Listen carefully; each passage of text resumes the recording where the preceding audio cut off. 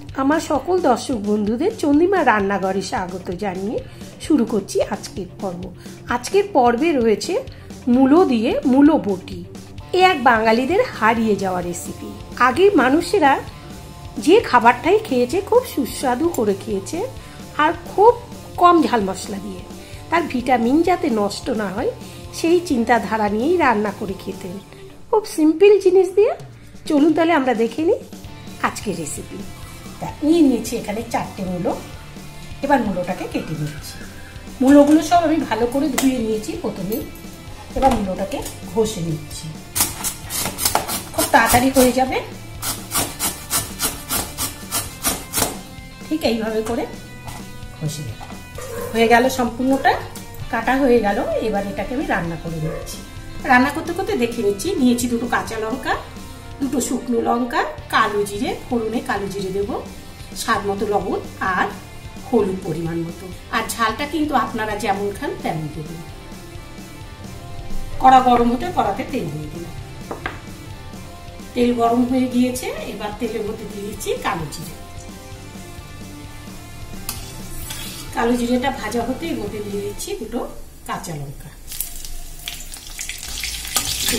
এবার দিয়ে দিচ্ছি শুকনো লঙ্কা। গ্যাসের ফ্লেমটা লো করে দিচ্ছি।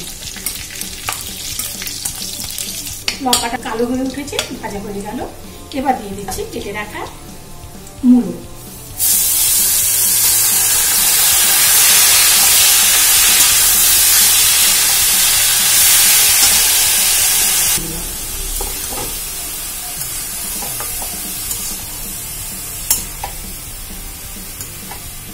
এবারে দিয়ে দিচ্ছি স্বাদ মতো লবণ, আরেকটু লবণ দিয়ে দিলাম। এবারে দিয়ে দিচ্ছি হলুদ। সবকিছু দিয়ে ভালোভাবে নেড়ে দিচ্ছি। এবারে গ্যাসের ফ্লেম হাই টু মিডিয়াম করে ভালোভাবে মূলোটা মশলার সাথে মিশিয়ে দিয়ে ঢেকে দেব 2 মিনিটের জন্য। মাঝে মাঝে খেয়াল রাখতে হবে যাতে পুড়ে না যায়। 2 মিনিট হয়ে গেলে এবার ঢাকাটা খুলছি। এই মূলোর মধ্যে কিন্তু আমি জল দেব না। মূলো থেকে যে জলটা ছাড়বে, দেখুন কীরকম জল ছেড়েছে।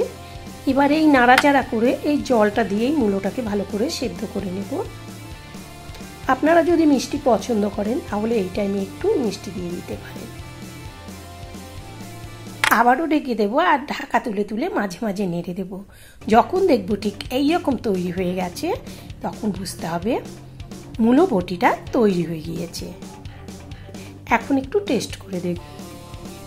এবারে দেখুন মূলো বটিটা ঠিক এই রকম তৈরি হয়েছে।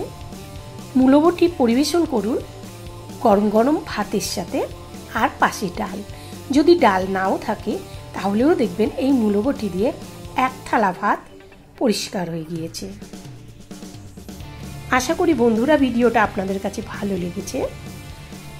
ঠিক আমি যেমন করে রান্না করেছি একদম ঠিক এইভাবে রান্না করলেই দেখবেন অপূর্ব স্বাদ পাবেন। তাহলে এবার আমার ভিডিওকে একটা ছোট্ট লাইক করে দিন আর বন্ধুদের সাথে শেয়ার করুন।